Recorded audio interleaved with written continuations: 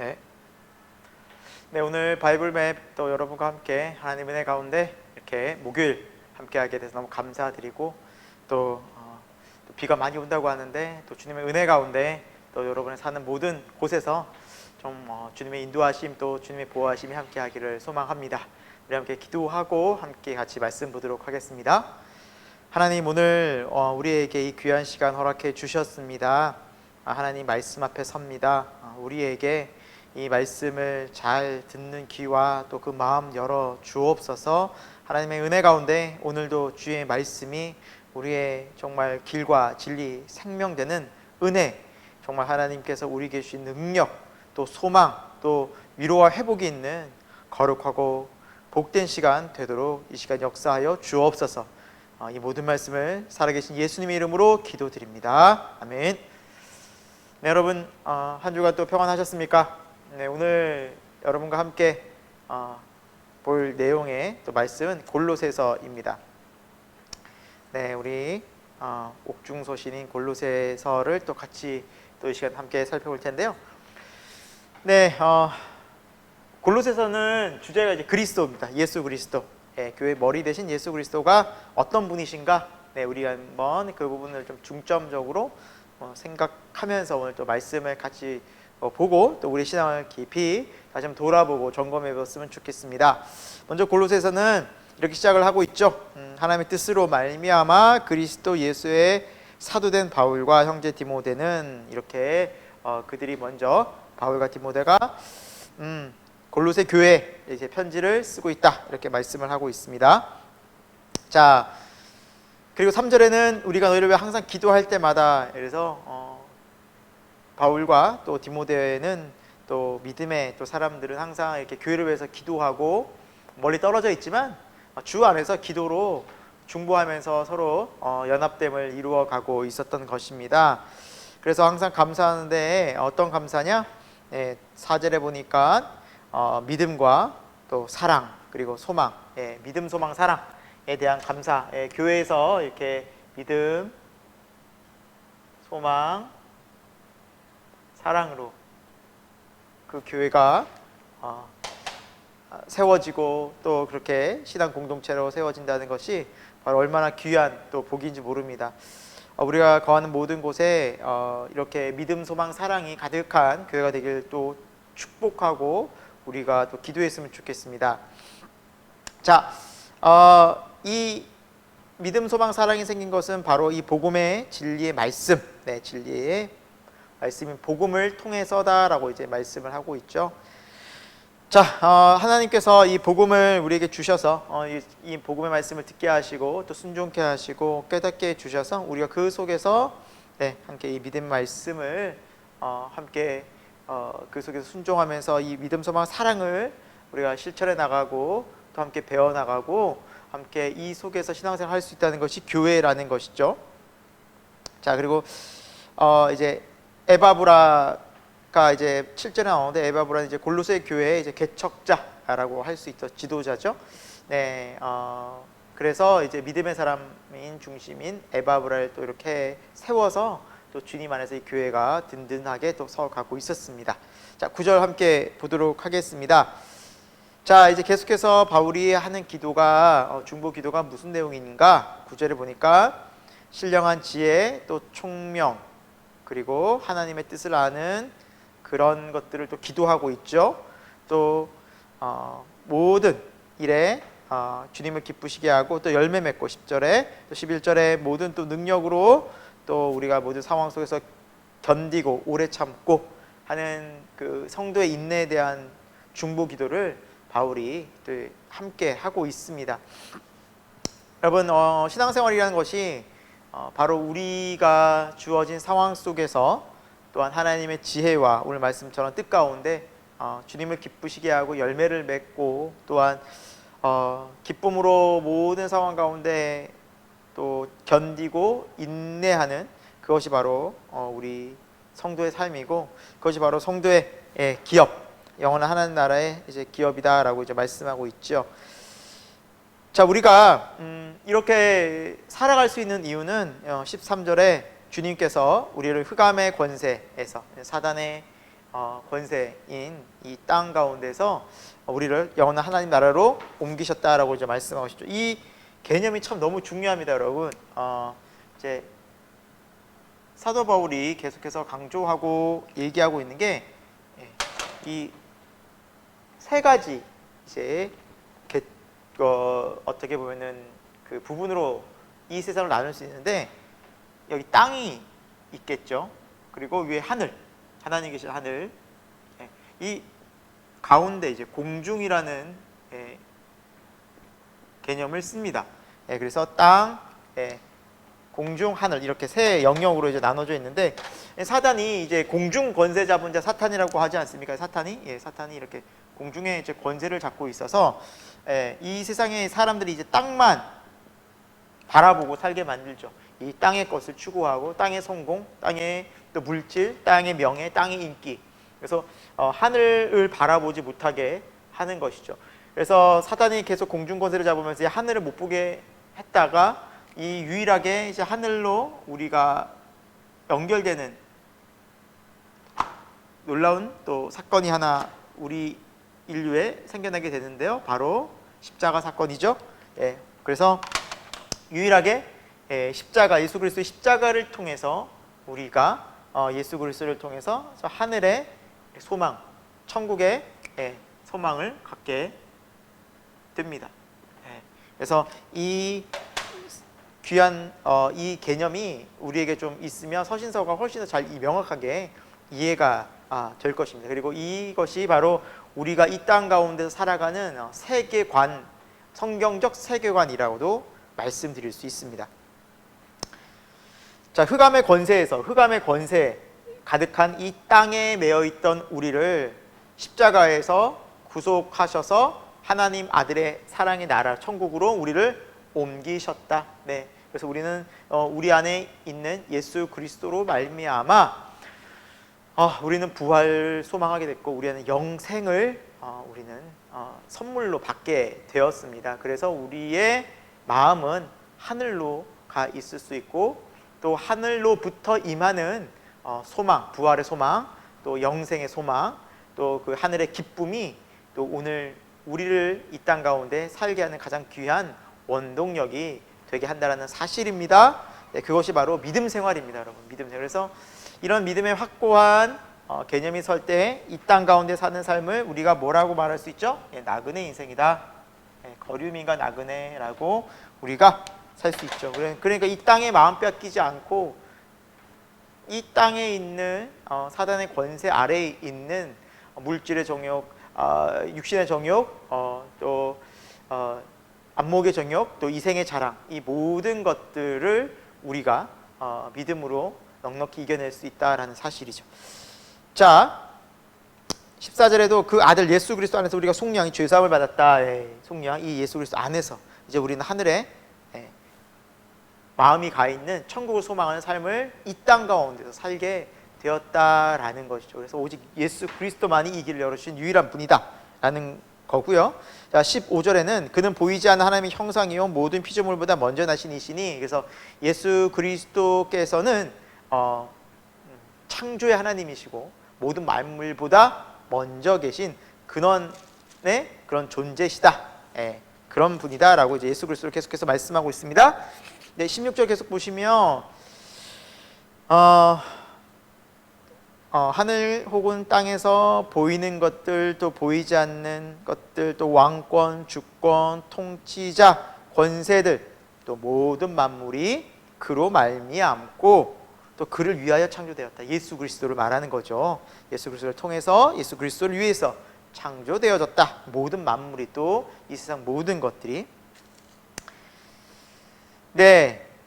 그는 만물보다 먼저 계신 자고 또 만물이 그 안에서 함께 섰다. 예수 그리스도로부터 말씀 가운데 이 온 세상이 창조되어졌죠. 그래서 그리스도께서는 그런 정말 먼저 계셨던, 선재하고 계셨던 그런 전능한 하나님이셨다라고 말씀하고 있습니다. 자, 18절에는 이제 그분이 어떤 분으로 또한 묘사되고 있나요? 교회의 머리, 교회의 머리. 우리 구원받은 자들의 이제 우리 모임인 바로 교회의 머리가 되시는 분입니다. 예수 그리스도는 교회의 머리가 되십니다. 교회의 머리.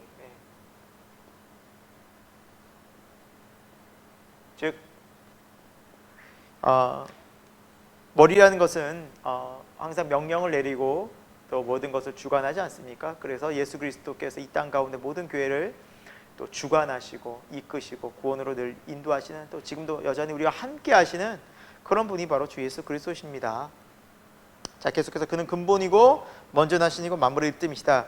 그래서 얼마나 우리 주 예수 그리스도께서 인간의 몸으로 오셨지만 그분 존재 자체는 이러한 먼저 계신 자요, 또 능력자요, 또 구원자요, 주관자가 되신다 라고 이제 말씀하고 있죠. 자, 예수님께서 하신 일이 이제 20절에 뭐라고 선명히 말씀하고 있죠? 십자가에 피로 화평케 하셨다. 그래서 하늘로 우리를 인도하신 그 하나님이시고 하나님 아버지와 화평케 하신, 그래서 우리가 하늘에 계신 우리 아버지라고 우리가 하지 않습니까? 예수 그리스도 십자가에 의해서 하나님을 아버지라 부르고 또 하나님과의 관계가 화평하게 되었습니다. 화목하게 되었죠. 네, 그것은 바로 22절에 그 육체 죽음으로, 그러니까 예수님께서 십자가에서 우리 대신 모든 희생을 치르셨죠. 우리가 죽어야 될 그 십자가, 우리가 죄 때문에 하나님께 받아야 될 그 심판의 자리, 우리 대신 친히 예수 그리스도께서 우리 모든 죄를 대신 담당하셨고, 그러므로 인해서 우리는 그 죄에서 죄 사함을, 용서함을 받게 되었다는 사실이 바로 복음입니다. 그렇지 않으면 우리가 다 죽었어야만 됐고, 아직도 이 복음을 마음속에, 또 예수 그리스도를 마음속에 모시지 못한 분들은 이 영원한 저주, 하나님의 심판을, 죄의 그 결과인 이 심판을 본인이 스스로 감당해야 하는 그 지옥의 영원한 심판의 저주가 있다는 사실입니다. 그래서 여러분, 이 저주를 벗고 영원한 하나님 나라로 옮겨졌다, 하나님 나라의 천국으로 우리가 가게 되었다. 여러분, 이것이 얼마나 복음, 가장 귀한, 가장 기쁜 소식입니까? 이 땅 가운데서 사단이 주는 이 권세 아래서 얼마나 사단이 정말 이 땅의 것으로 현혹시킵니까? 그러나 결국 그 땅의 것들은 우리가 죽을 때 어떤 것 하나도 가져갈 수 없습니다. 죽음 이후엔 다 땅에 놓고 가야 됩니다. 그래서 결국에 남는 것이 없는 헛된 것, 허무한 것을 우리가 쫓아가면 안 될 것입니다. 우리가 믿는 사람도 분명히 이 개념이 선명히 서야 될 줄로 믿습니다. 자, 24절, 이제 우리는 어떻게 살아야 하느냐? 그리스도의 남은 고난을 우리가 채우고 교회를 위하여 그 내 육체의 남은 고난을 채웁니다. 여러분, 예수 그리스도와 함께하는 삶, 이 십자가의 고난을 우리가 그리스도와 함께 지는 삶이 우리가 가야 할 십자가의 길이라는 것이죠.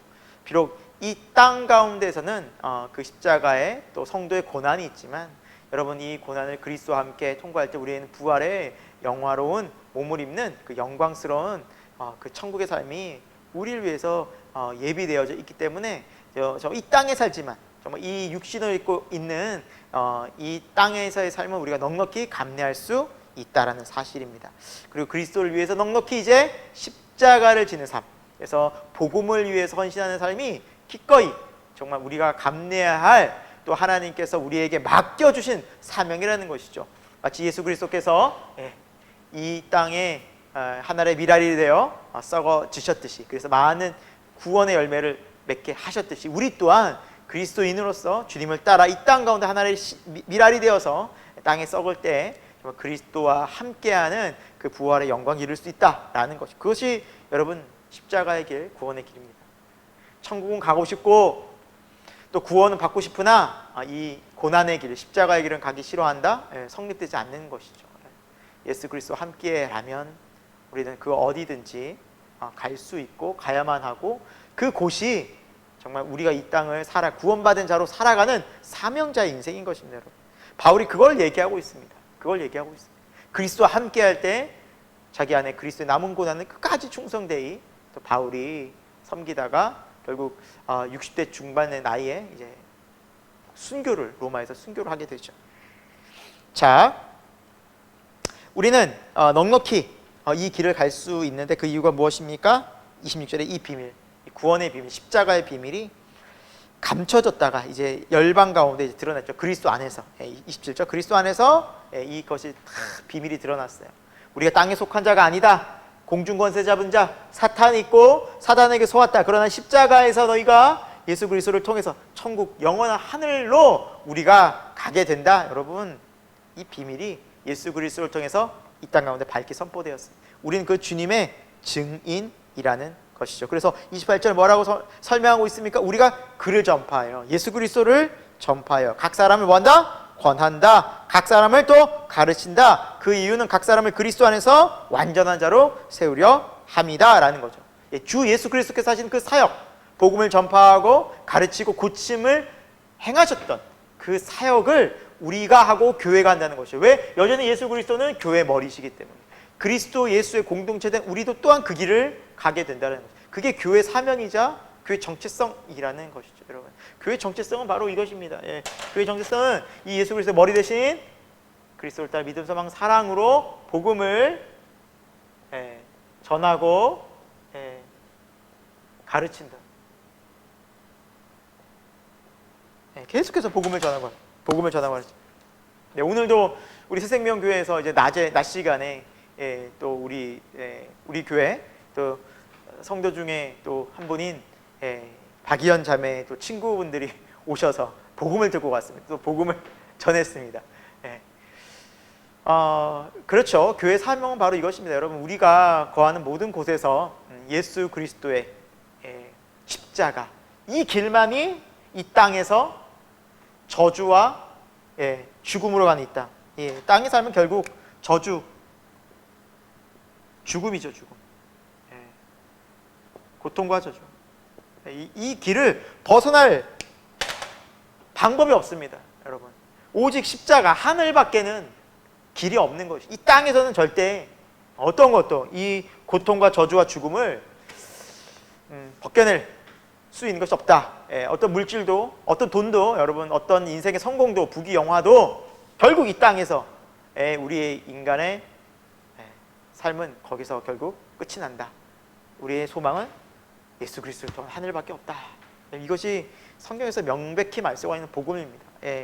그래서 우리가 복음의 증인이 되어야만 합니다. 교회는 복음의 증인이 되어야만 하고요. 2장 갑니다. 이렇게 이렇게 복음이 선포되어졌고 예수 그리스도가 분명히 드러났는데, 자 보십시오. 2절에 하나님의 비밀인 그리스도를 이제 우리가 깨달아 알아야 하는 이유는 3절, 예수 그리스도 안에 뭐가 있다고요? 지혜와 지식의 모든 보화. 그리스도 안에 지혜와 모든 지혜와 지식의 보화, 그 안에 있습니다. 우리가 이 세상 살아가면서 지혜롭고 또 어떤 지식으로 살아야 하는지 그 모든 근원적인 가장 귀한 은혜가 바로 그리스도 예수 안에 다 있다라는 것이죠. 그래서 예수 그리스도를 마음속에 모시고 사는 자가 가장 지혜로운 자이고, 또 그런 또 지식의 정말 놀라운 보화를 또 경험하게 되는 삶을 살게 됩니다. 그래서 여러분, 많이 배웠다고 또 세상적인 학문을 많이 했다고 지혜롭고 지식 있는 것이 아닙니다. 아무리 못 배운 사람이라 할지라도, 아무리 어린 나이에 사람이라 할지라도 내 안에 그리스도가 계시면 그 사람이 가장 지혜롭습니다. 그리고 그 진리를 알게 됩니다. 거의 성경이 말씀하고 있는 근원 대신 예수님의 모습입니다. 자, 이제 6절 뭐라고 말씀하고 있습니까? 이제 우리가 그리스도 예수를 주로 받았고요, 그렇죠? 그 안에서 이제 행하되 어떻게 살라고 말씀하고 있습니까? 뿌리를 그리스도에게 잘 받고 세움을 받아. 그래서 여러분, 정말 건축도 그러지 않습니까? 기초공사가 너무너무 중요합니다. 요즘 물이 이제 비가 많이 내려서 이제 물난리가 나고, 또 그러다 보니까 이제 부실공사한 건축물들이 그냥 그대로 여실히 드러나고 있습니다. 뭐 곰팡이가 썰고, 또 뭐 벽들이 금이 가고 무너지고, 정말 이렇게 안타까운 이제 아파트의 또 상황들, 뭐 건물들의 상황들이 이제 펼쳐지고 있는데요, 나타나고 있죠. 우리 믿음도 마찬가지죠. 우리가 예수 그리스도 안에 건강하게 믿음의 뿌리를 내리지 않고 세움받지 않으면 고난이 찾아오고 역경이 찾아오고 유혹이 찾아오면 반드시 넘어질 수밖에 없습니다. 그래서 바울은 강력하게 권면하고, 그 안에서 내가 뿌리 받고 세움을 받아 교훈을 받은 대로 믿음에 굳게 서라. 믿음에 굳게 서라. 그러지 않으면 우리는 이 땅과 넘어질 수밖에 없다. 그리고 감사함을 넘치게 하라. 범사에 감사하라. 하나님의 은혜 너무너무 많지 않습니까? 그래서 늘 하나님의 은혜를 감사하고 주와 동행하는 삶 속에서 하나님께 영광 돌려야 된다는 사실입니다. 여러분, 그렇지 않으면 8절에 누가 철학과 속임수로, 헛된 속임수로, 그렇죠? 너희를 사로잡을까 주의. 여러분, 이거는 교회에 대한 권면이지 않습니까? 교회 안에도 엄연히 교회를 다니면서도 이런 헛된 속임수와 철학에 빠질 수 있습니다. 세상적인 사고와 방식을 유혹받을 수 있다는 것이죠. 그러니까 주의하라고 말씀하는 것이 아니겠습니까? 그러니까 그것들은 사람의 전통과 세상의 초등학문을 따름이다라고 말씀하고 있어요. 우리 인류가 또 우리 조상 대대로 이렇다는, 나라는 이렇다는 거예요. 다 뭡니까? 이 땅의 나라, 이 땅, 세상의 초등학문, 이 땅의, 이 세상의 초등학문. 그래서 초등학문이라 하는 이유는 뭐냐면, 근원되는 본질인 예수 그리스도의 근원된 지혜와 지식에 비하면 이 땅의 학문은 초등학문입니다. 물론 땅에서도 학문이 굉장히 귀할 수 있습니다. 우리 살아가는 데 있어서 도움될 수 있습니다. 그러나 그것은 엄연히 땅에서만 필요하고 그나마 조금 유익이 있을 뿐입니다. 하지만 예수 그리스도는 여러분, 근원적으로 우리 존재 자체가 땅에 속한 것이 아니라 천국에 가야 할 그런 존재들이고, 우리가 하나님의 정말 형상을 지음받은 그 모습으로 회복시켜 주시는 정말 너무나 근원적인 지혜, 근원적인 분이 되시는, 근본 되시는 분이 바로 그리스도 예수라는 사실입니다. 거기에 비하면 땅의 학문은 초등학문과 같다는 것이죠. 예수 그리스도를 따르지 않게 합니다. 속지 말아야 합니다. 오직 9절에 그리스도 안에 신성의 모든 충만함이 육체 가운데 거하시고, 그래서 예수 그리스도께서는 육체로 오신, 그래서 이것을 항상 강조하고 있습니다. 예수님은 인간으로 오신 전능하신 하나님이시다. 그래서 전능하신 하나님인 동시에 또 완전한 또 인간으로 오신 분이 바로 유일한 구원자 예수 그리스도라는 사실이죠. 자, 그 안에서 이제 우리가 믿음 생활을 하고, 또 우리가 또 예수 그리스도와 함께 사는데, 여러분 11절 12절에는 할례와 또 세례에 대한 부분이 나오죠. 할례가 육신의 할례가 아니라 우리 영혼의 할례, 거듭남. 이것이 바로 진정한 마음의 변화가 있어야 진정한 그리스도 안에 할례인데, 그 할례의 결정적인 여러분 우리 어떻게 보면 증거, 확증을 하는 사건이 뭡니까? 세례인 거죠. 우리가 예수님을 믿고 거듭났으면 그 사람은 세례를 받게 하죠. 바로 이게 구약의 할례의 의미입니다. 진정한 할례는 예수님 안에서 거듭나서 세례받는 것이 이제 할례의 신약의 본래 의미라는 거죠. 구별되다. 이스라엘 백성이 거룩하게 할례를 받은 이유는 구별된 백성으로 살라라는 뜻 아니었겠습니까? 그래서 표면적 할례가 진짜 할례가 아니라 이면적 할례가 진짜 할례라고 말씀하고 있죠. 성경은 그 이면적 할례가 바로 세례를 의미하죠. 거듭나서 세례받고 하나님의 백성 이렇게 함께 주와 함께 산다. 그래서 여러분, 세례받았다는 의미는 12절에 뭐라 말씀하고 있습니까? 세례받음으로 그리스도와 함께 장사되고, 장사가 무엇입니까? 죽었고. 뭐가 죽었습니까? 이 땅에 살던 우리 옛사람이 죽었고, 땅에 살던 우리 옛사람이 죽었고, 우리 또 새 사람을 입고 영원히 천국에서 살 새 사람. 우리는 새롭게 거듭나서 우리 마음은 이 하늘에 가 있죠. 새 사람 입은 우리는 땅에.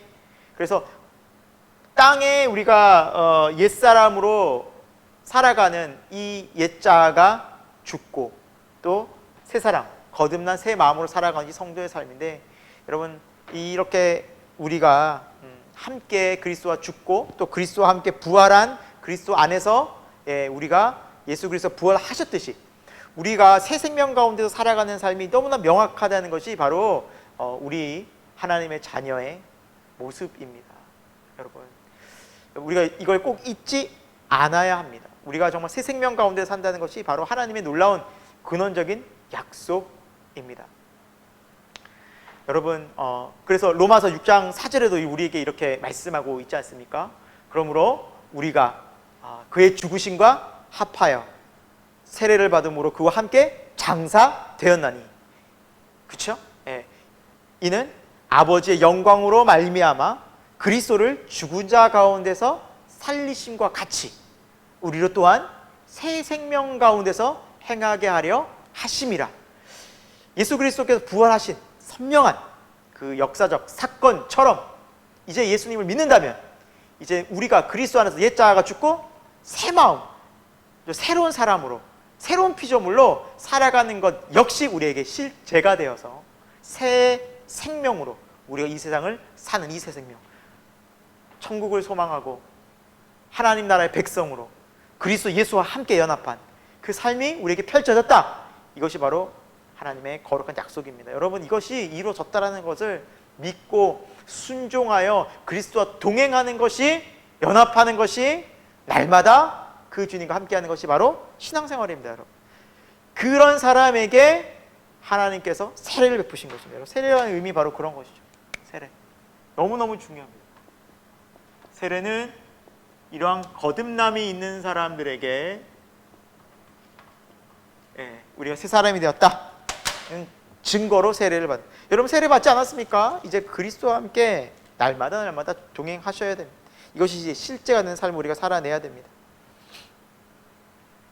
자, 우리가 받은 이 구원은 어떤 구원이냐? 자, 14절 법조문으로 쓴 증서. 여러분, 십자가 못 박고, 다시 말하면은 여러분 율법, 우리가 죄인이다라는 것을 십자가 다 주님 못 박으셨습니다. 예, 맞습니다. 우리는 죄인입니다. 우리는 하나님 앞에 분명히 죄인입니다. 율법적으로 보면 죄인입니다. 맞습니다. 모든 율법들을 다 어기고 살았습니다. 하지만 예수님께서 십자가에서 그 모든 우리의 죄를 대신해서 죽임을 당하시고 십자가로 우리에게 승리를, 새로운 삶을, 죽고 그리스도와 함께 연합한 삶을, 옛 죄인은 죽고 예수님과 함께하는 삶을 우리에게 허락해 주셨다. 십자가로 우리를 이기게 하셨다라고 성경은 말씀하고 있습니다. 여러분, 우리의 죄가 어디서 죽었습니까? 십자가에서 죽었습니다. 우리가 어떻게 삽니까? 십자가에서 죽은 우리가 이제 그리스도 예수가 부활하심으로 동일하게 우리도 우리 안에 예수님이 연합하여 주셔서 새 마음으로 지금 살아계신 예수님과 동행하는 삶이 바로 십자가에 연합된 삶이다. 이것이 우리가 더 깊어지는 은혜가 있길 소망합니다. 그래서 우리가 그리스도 안에서, 예수 안에서 그리스도와 함께 행할 수 있게 되었다라고 성경은 증언하고 있습니다. 증언. 16절이죠. 자, 이제는 우리가 어떻게 살아야 하는가? 먹고 마시는 것, 절기나 초하루나 안식일을 이유로 누구든지 비판하지 못하게 하라. 이것은 뭐냐면 율법에서 말하는, 너희가 율법을 이렇게 지켜야 한다, 율법에 많은 것들 이렇게 지켜야 하는 너희가 죄인이다라고 못 박는 여기에서 너희가 이제는 자유해져야 한다. 유대 율법주의로 돌아가지 말라라는 것입니다. 우리는 어디에서 이렇게 됐습니까? 십자가의 은혜로. 율법 아래서 우리는 의롭게 되는 것이 아닙니다. 은혜로 의로워졌고, 우리는 그 의로운 하나님의 백성으로 이제 율법을 지킬 뿐입니다. 자, 17절에 보시면, 자,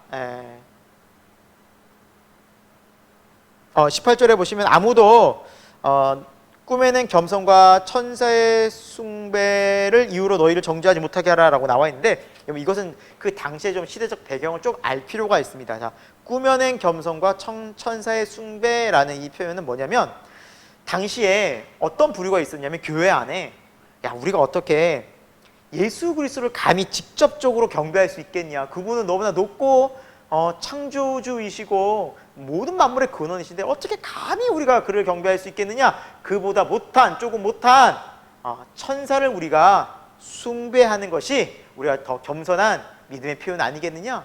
여러분, 이런 거짓된 진리로 이런 거짓된 말들을 진리처럼 포장하여서 가르쳤던 무리가 있었다는 거죠. 그래서 마치 그들이 되게 겸손한 자처럼 천사를 숭배하는 것이 오히려 마치 전능하신 예수 그리스도를 숭배하지 차마 못하기 때문에 겸손한 모습으로 우리는 천사를 숭배해, 감히 우리가 어떻게 예수님 존재 자체를 숭배할 수 있겠어? 그러면서 마치 스스로를 겸손하게 거짓되게 위장하는 그런 자들도, 거짓된 교리로 가르치는 사람도 있었다는 거죠. 그러지 말라는 것입니다. 그렇게 못하라는 것입니다. 여러분, 얼마나 예수 그리스도에 대한 선명한 십자가의 은혜와 또 그 복음이 선명하지 않으면 이렇게 이단들이 얼마든지 판을 칠 수 있는 것입니다. 이단들이 들어올 수 있는 것입니다. 여러분, 예수 그리스도의 십자가의 은혜는 우리로 하여금 영원한 창조주, 또 하나님 우리가 아버지라 부를 수 있게 됐습니다. 그 십자가에는 얼마나 놀랍습니까? 예수님은 친히 우리를 너희는 나의 종이 아니라 친구라 명하리라 그러죠. 가장 가까이 있어요. 여러분, 이것은 놀라운 은혜입니다. 주신 은혜를 믿음으로 순종하여 누리는 것 또한 우리가 가야 할 거룩한 믿음의 길인 줄로 믿습니다. 자, 20절 보시겠습니다. 또 계속해서 권면하죠. 세상의 초등학문으로 너희가 갈 필요 없다. 그것은 바로 그리스도와 함께 죽었다. 이제 그런 규례에 따를 필요 없다. 세상의 초등학문, 특별히 또 율법주의 이런 거에 빠질 필요 없다라는 거죠. 자, 3장으로 갑니다. 자, 우리 존재 이제 그러므로 너희는 그리스도와 함께 다시 살리심을 받았다면, 그렇죠? 십자가에서 예수 그리스도와 함께 옛 자아가 죽고 새 마음, 거룩한 마음이 되어서 거듭나서 하나님께서 새 생명 주셨다면, 그리스도와 함께하는 삶을 주셨다면, 이제 우리는 어디 것을 찾으라? 위의 것을 찾으라. 위의 것. 그래서 지금 이 마음으로 우리가 좀 계속해서 이 말씀을 보면 좋겠습니다. 위의 것, 하늘의 것, 위의 것. 땅의 것이 있겠죠. 그러면 땅의 것. 그렇죠. 이 두 가지가 이제 서로 대립된다는 사실입니다. 보이시죠? 위의 것, 땅의 것. 믿는 자는 전에는 땅의 것만 추구했지만 이제 위의 것을 찾는 자가 되라. 그럼 어떤 것이 위의 것이고 어떤 것이 땅의 것인가? 쭉 말씀을 보시겠습니다. 자, 3절 보겠습니다. 자, 너희가 죽었다. 어디에서 죽었어요? 이제 땅의 것에 대해 죽은 거예요. 옛사람이 죽은 거죠. 전에는 막 죄에 반응하고 죄의 종이었던 우리가 이제 죽었다. 더 이상 반응할 필요가 없다. 반응하지 않을 수 있게 됐다. 믿어라. 이제는 의의 종이 됐고 위의 것을 찾을 수 있는 존재로 바뀌어졌다. 자, 그러나 우리는 여전히 뭘 읽고 있습니까? 육체. 우리는 이 육체를 읽고 있어요. 육체. 자, 우리가 거듭난 것은 마음이 거듭났다고 말하는 것입니다. 여러분, 마음. 육체는 거듭나지 않았습니다. 우리 육체를 계속 잊고 있습니다. 그게 우리가 지니고 있죠. 근데 이 육체는 여전히 땅 가운데서 발을 디디고 살기 때문에 옛 모습을 자꾸 추구하려고 합니다. 그래서 바울이 계속해서 오라나는 공고한 자로다. 이 사망의 몸에서 누가 나를 건져내리라고 토로했었고, 난 날마다 죽노라. 뭐가 죽습니까? 이 육체의 옛 자아, 이것 옛 사람의 모습이 이제 죽었음을 계속 선포하는 거죠. 그러지 않으면 계속해서 이 옛 자아가 너무나도 강하기 때문에 우리를 계속해서 죄로 계속 본능적으로 이끌어 간다는 거죠. 자, 그래서 오늘 말씀에도 3장 5절 이렇게 말씀하고 있습니다. 그러므로 땅의 지체, 땅의 지체를 죽이라. 땅의 지체, 옛 사람 모습 죽이라는 거죠. 곧 뭡니까? 음란과 부정과 사욕과 악한 정욕과 탐심이니 탐심은 우상 숭배다라고 이제 말씀하고 있죠. 우리가 이런 것들 마음이 일어날 때 이것을 죽이라. 죽이라는 뜻은 무엇입니까? 반응하지 말라라.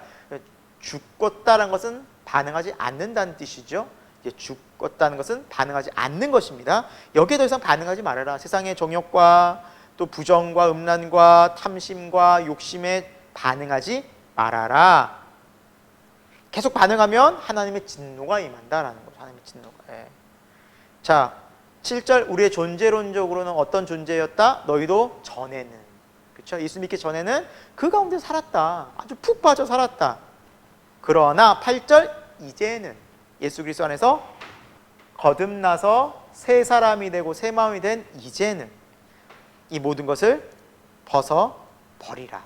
모든 것을 벗어버리라. 자, 그래서 분함, 노여움, 악의, 비방, 너 입에 부끄러운 말도 내지 말라. 이 모든 것들을 이제 벗어버리라. 반응하지 말라는 거죠. 자, 이렇게 계속해서 옛사람과 새사람이 대비되고 있습니다. 옛사람을 따라가지 말고 그 행위를 벗어버리고 이제 새사람을 입었으니 10절에 이제 예수 그리스도를 아는 지식에서 자라가고 그리스도를 닮아가라 라고 말씀을 통해서 계속해서 자라가야 됩니다. 여러분, 자, 근데 이 복음은 놀라운 이 복음은 11절에 뭐라 말씀하고 있습니까? 차별이 있다 없다? 차별이 없다. 이 복음은 복음은 차별이 없습니다. 어떤 인종 또 지위 또 남녀 어떤 차별이 없고요. 예수 그리스도의 십자가 앞에 나오는 모든 자가 구원받고 또 동일하게 십자가의 예수 그리스도를 통해서 이 은혜를 누립니다. 공통되게 나타납니다. 차별이 있을 수 없다라는 것이죠. 자, 이제 우리는 어떻게 살아가냐는 12절. 그러므로 너희는 하나님이 택하시고 또 거룩하고 사랑받는 자처럼 살고요. 긍휼과 자비와 겸손과 온유와 오래 참음을 옷 입고, 우리의 삶의 태도가 어떠해야 하는가 말씀하고 있죠. 바로 그리스도 예수의 모습을 닮아가라는 겁니다. 계속해서 그 얘기하고 있습니다. 13절, 서로 용납하고 서로 용서하라. 받아들여주고 이해해주고, 그리고 죄가 있거든 그들의 죄를 용서해주라. 어떻게 해요? 왜요?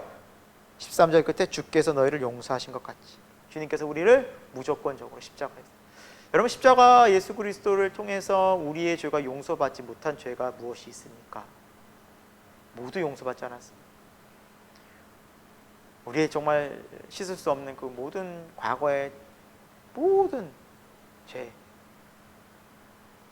감히 상상치도 못할 셀 수도 없는 죄를 다 용서받지 않았습니까? 주님은 그렇게 우리를 차별 없이 용서해 주셨는데 우리는 차별하여 용서를 베풀고 베풀지 않는다고 얼마나 하나님 앞에서 이게 악한 일이겠습니까? 그래서 우리는 무조건 용서해야 됩니다. 이건 명령입니다. 그래서 우리가 할 수 있는 이유는 오직 그리스도 예수 안에서 우리가 용서함, 긍휼함 받은 은혜를 기억할 때입니다.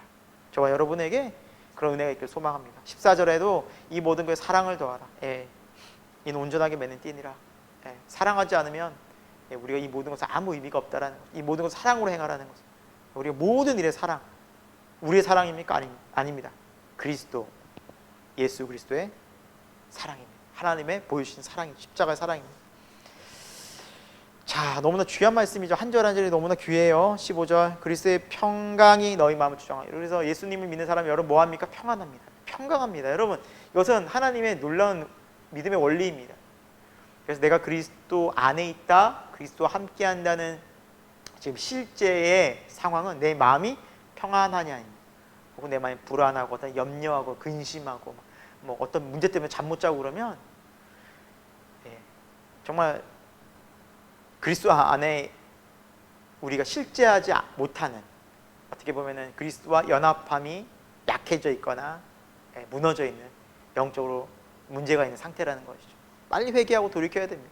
그리스도와 연합해야 됩니다. 그리스도와 함께하는 신앙의 건강한 모습은 이 한 단어, 평강으로 함께해요. 평강. 하나님이 함께한 사람은 항상 평안의 은혜가 있습니다. 자, 볼까요? 그리고 모든 일에 감사하는 자가 되라. 15절 끝에도 그렇죠? 범사에 감사하는 자. 16절, 자, 그리스도의 말씀이 너희 속에 풍성히 거하게 하여 지혜로 피차 가르치고 권면하고 항상 찬송하고 노래하고. 그래서 여러분, 이게 다른 말로 하면 뭐겠습니까? 성도의 교제이자 예배이지 않겠습니까? 그래서 예배는 하나님의 말씀이 충만하고 말씀이 선포되어지고, 그래서 찬송, 노래가 나오고, 그렇죠? 감사, 이런 것이 바로 신앙생활이고 우리의 삶이라는 거죠. 그래서 성도의 삶은 이렇게 예배하고 또 성도 간에 이렇게 교제하고, 그래서 여러분, 저와 여러분의 삶 속에서 교회가, 또 여러분의 가정이, 또 여러분의 거하는 모든 교제권 가운데 이런 놀라운 하나님의 은혜가, 사랑이, 그래서 이제는 정말 우리가 새 사랑 가운데 이제 위의 것을, 이것을 찾고 추구하고 자꾸 경험하는 은혜의 길 소망합니다. 기도하고 우리 이렇게 믿음으로 순종해 갑시다. 자, 그리고 18절부터는 우리 에베소서에서도 또 봤지만 이제 그리스도 안에 이제 예수 그리스도의 머리 대신 공동체는 이렇게 살아야 한다라고 나와 있죠. 관계성입니다. 아내들아 남편에게 복종하다. 이것이 주 안에서 마땅하니라. 참, 아내분들 굉장히, 아내 되신 분들, 여성분들은 굉장히 좀 힘들죠. 이때 이 말씀이 부딪힐 때가 많아요. 심지어 마땅하대요. 18절에 주 안에서 마땅하니라. 여러분, 그래서 우리가 남편에게 권위에 어떻게 보면은 좀 복종하고 남편에게 이제 순종하고 남편의 권위를 인정해주는 삶은 다른 이유가 아닙니다, 여러분. 그 남편의 어떤 능력이 있고 준비가 잘 되어져 있고 자격이 있어서가 아니라, 여러분, 믿는 아내들은, 잘 들어보십시오. 믿는 아내들은 내가 예수 그리스도를 믿는 자녀이며 예수 그리스도 안에서 예수 그리스도의 권위를 인정하기 때문에 그 남편의 권위를 인정하는 것입니다. 왜? 주께서 세우신 가정의 머리는 남편이기 때문입니다. 이거는 하나님의 권위가 그렇게 주어졌습니다. 이건 바꿀 수가 없습니다. 여러분, 우리 믿음의 사람 다윗을 보지 않습니까? 다윗은 10년간 사울이라는 왕의 시기를 받아 쫓겨다닙니다. 예. 사울은 무려 3,000명이라는 군대를 이끌고 그냥 주구장창 다윗을 죽이려고 쫓아다닙니다. 크게 두 번 이제 사울 왕을 죽일 결정적 찬스가 있었죠. 하지만 다윗은 죽이지 않습니다. 옆에 부하 장수들이 막 죽이라고, 기회라고, 죽여야 한다고 그렇게 다 하나같이 소리를 모았지만 다윗은 그 말을 듣지 않습니다. 인간적으로 봐서는 당연히 죽여도 되지만 다윗은 그의 마음속에 단 하나의 이유가 있었으니 그것은 바로 그가 여호와께로부터 기름 부음 받은 자다. 그게 뭡니까? 권위입니다. 권위. 하나님이 권위로 세우신 자다. 그래서 하나님이 그의 권위를 패할 때까지 나는 그의 권위를 인정한다. 여러분, 사울이 잘해서가 아닙니다. 사울이 똑똑해서가 아닙니다. 사울이 의로운 왕이라서가 아닙니다. 선한 왕이라서 아닙니다. 잘한 거 하나도 없고 악한 뿐이었습니다. 그러나 다윗은 그의 권위를 인정했습니다. 그 이유가 무엇입니까? 그는 하나님의 권위를 인정한 사람이었습니다. 그래서 권위가 중요한 것입니다. 여러분, 아내분들, 물론 이 방송을 듣고 있는 아내분들이 몇 명이 될지는 모르겠습니다. 그러나 제가 또 조만간 교회에서도 설교할 기회가 있을 것 같습니다. 아내들은 남편에게 복종해야 됩니다. 그 권위를 인정해야 됩니다. 그 권위를 인정한 이유는 바로 내가 주 예수 안에 그리스도의 권위를 인정하기 때문이다 라는 겁니다. 19절, 자 이제 남편들에게 명령합니다. 아내를 사랑하여 또 괴롭게 하지 말라. 심지어 에베소는 뭐라고 말씀하고 있죠? 생명 다하여 이렇게 아내를 사랑하라는 거예요. 아내를 힘들게 하지 말라는 거예요. 여러분, 정말 사랑하고 좀 아낀다면 어떻게 힘들게 할 수 있겠습니까? 모든 육체적 영역, 정신적 영역, 모든 관계적 영역에서 아내가 괴롭고 힘들다면 그 아내를 고충을 듣고 배려해주고 더 연약한 그릇으로 여겨 진정 사랑해 주어야 한다라는 것이 남편의 당연한 계속해야 할 의무와 책임이라는 사실입니다. 20절, 자녀들은 부모에게 더 순종하라. 이것이 주 안에서 기쁘시게 하는 거다라고 나와 있죠. 순종하라, 자녀들. 하지만 모든 일에 부모에게 순종하라라고 이제 나와 있지만 예외의 경우는 있어요. 이 모든 일이라는 것은 주 안에서입니다. 다 여러분, 이것은 보십시오. 20절에도 이는 주 안에서 기쁘시게 하는, 주 안에 있을 때. 그래서 하나님의 말씀을 벗어나는 일에는 아무리 부모님이라고 육신의 부모님이라도 해도 순종하면 안 되는 것이죠. 예를 들면은 부모님이 너 교회 안 나가면 좋겠다. 너 신앙생활 안 하는 게 내 소원이다. 그렇다고 해서 부모님 말씀에 순종할 수는 없는 것이죠. 그래서 주 안에서 우리가 말씀 가운데 순종하다라는 의미가 있습니다.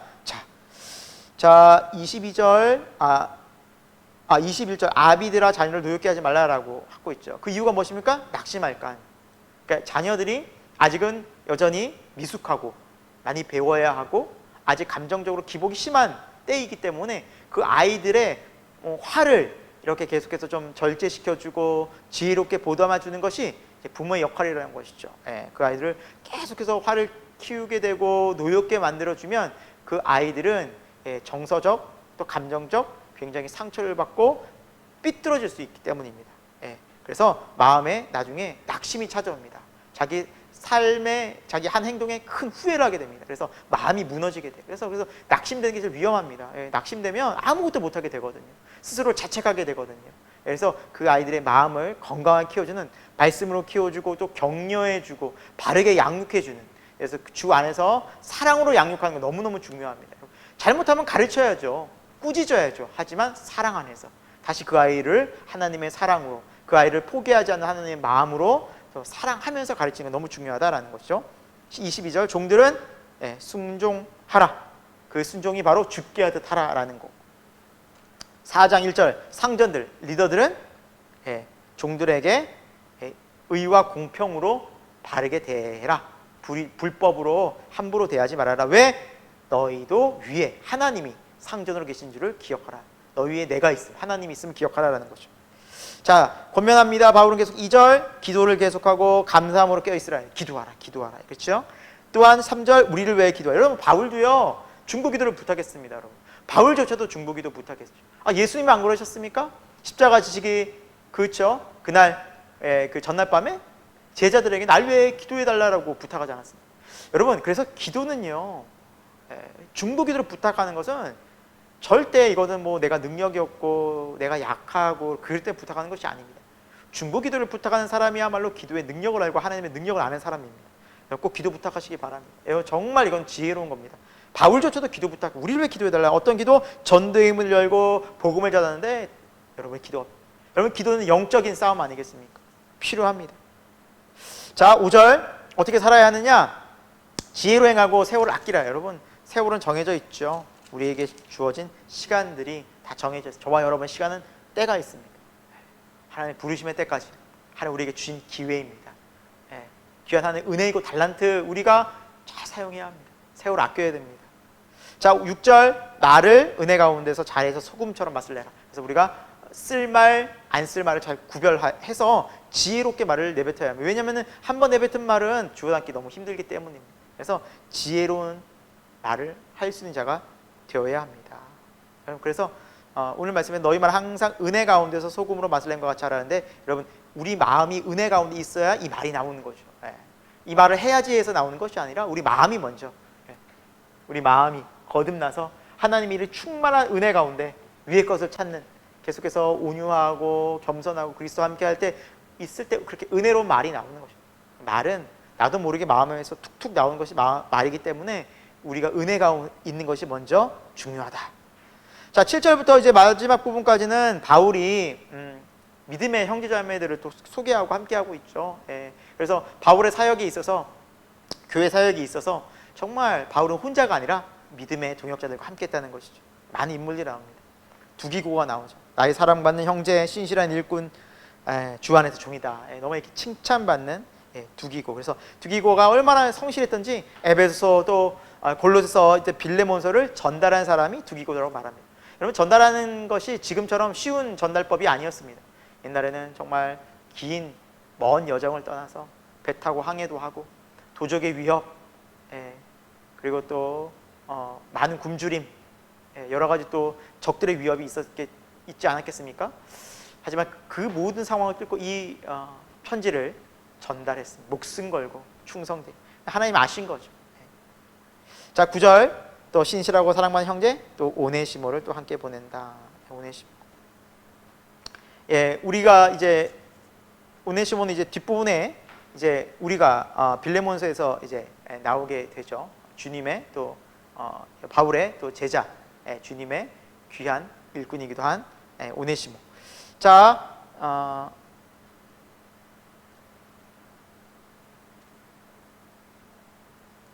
그리고 10절에 나와 함께 갇힌 자 아리스다도, 아리스다고, 생질, 또 마가, 또 유스도라는 예수, 쭉 이름이 이제 나오죠. 이제 에바브라, 12절에 또 에바브라가 나오고요. 정말 이렇게 하나님께서는 많은 믿음의 사람들을 우리에게 이제 붙여주셨고요. 정말 하나님께서는 우리들에게 하나님에게 귀한 일들을 계속해서 맡겨주셨습니다. 여러분, 하나님은 믿음의 사람들과 또 함께하라고 이제 하시는 거죠. 그래서 정말 하나님은 우리를 이렇게 인도하십니다. 우리를 인도하시고 우리와 함께하시고 정말 우리에게 정말 하나님의 그런 귀한 일들을 동역하게 하신다라는 거죠. 하신다라는 거죠. 네. 정말 하나님 안에서는 차별이 없습니다, 여러분. 하나님 안에서는 차별이 없고요. 정말 하나님은 죄인된 우리를 이렇게 사용하십니다. 여러분, 여기에서도 우리가 뭐 뒷부분에 가서도 이제 살펴보겠지만 9절에도 오네시모 같은 경우에는 죄인 아니었습니까?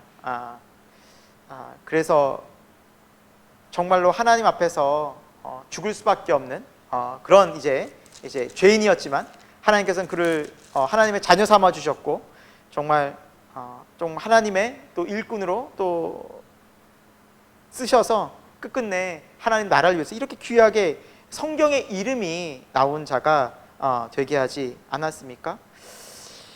여러분, 그 빌레몬서에서도 우리가 나중에 다루겠지만 이 오네시모라는 종의 삶은 어떻게 보면 정말 복음의 결정체인 것 같습니다. 아무 쓸모없는 또 죄인된 인간을 하나님께서 부르셔서 새로운 인생으로 바꿔주신 것입니다. 여기 이런 사람, 모든 사람들이 다 그런 사람들입니다. 예, 유명하고 세상 사람들이 인정하는 그런 권위 있는 사람들이 아니었습니다. 종 출신, 노예 출신, 여성들, 연약한 자들, 병든 자들, 병약한 자들, 하나님 그런 자들을 쓰셔서 하나님 나라를 위해서 충성되게 쓰고 있고, 영원히 이렇게 하나님 나라를 위해서 이렇게 쓴 자 이름들이 영광스럽게 하나님께서는 기록하고 있습니다. 저와 여러분도 여러분 삶의 자리에서 하나님 앞에 충성할 때 하나님 그 이름을 다 기억하십니다. 여러분 꼭 기억하시고 주님을 위해서 충성하고 또 교회를 위해서 충성할 수 있는 저와 여러분이 되길 소망합니다. 14절에도 이제 의사 누가가 나와 있죠. 그래서 바울 옆에서 끝까지 바울을 도왔던, 또 바로 의사였지만 또 기록자, 누가복음 또 사도행전을 기록한 정말 주님의 귀한 제자이기도 했습니다. 자, 계속해서 데마, num바, 또 아키포 이런 모든 사람들에게 정말 주 예수 그리스도의 사랑 안에서 우리는 한 형제다, 함께한 자들이다, 그들에게 사랑의 기쁨의 소식을 함께 전한다라고 말씀을 하고 있고요, 문안하고 있고요.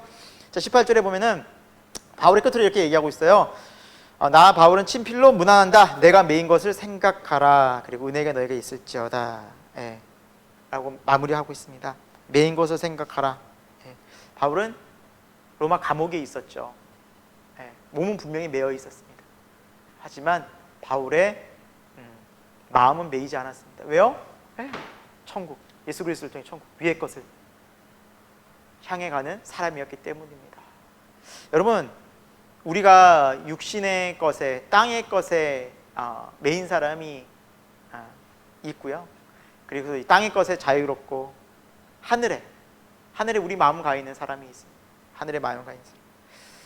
정말 우리는 마음이 하늘에 가 있어서 땅의 것에 매이지 않는, 우리 마음은 그리스도 안에서 이 땅에서 자유하고 어느 곳에 있든지 주님과 연합하여서 그곳에서 항상 기뻐하고 쉬지 말고 또 기도하고 범사에 감사할 수 있는 주 안에서 그렇게 되는 저와 여러분이 될 수 있기를 정말 간절히 축원드립니다.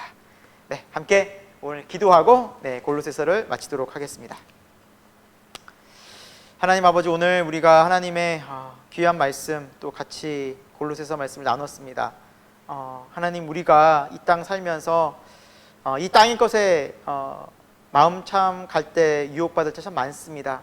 하나님을 믿는다 하면서 예수를 믿고 세례를 받았음에도 불구하고 여전히 땅의 것을 생각하고 땅의 즐거움들을 바라고 또 그것들을 더 채우려고 그것들을 더 생각하면서 우리가 많은 시간들을 낭비한 삶들을 다시 한번 회개합니다.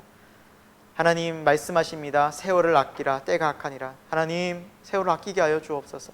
그리고 위의 것을 찾고 더욱더 교회를 위해서 우리가 다시 한번 충성하고 정말 하나님 나라, 하나님 뜻을 더욱더 소망하면서 이 땅의 삶을 정말 사명을 가지고 살아갈 수 있는 주님의 귀한 제자들 될 수 있도록 우리 삶을 인도하여 주옵소서. 그리고 거룩한 주일 예배에서 하나님의 말씀 듣고 하나님께 영광 돌리게 하여 주옵소서. 이 모든 말씀을 살아계신 예수 그리스도 이름으로 기도드립니다.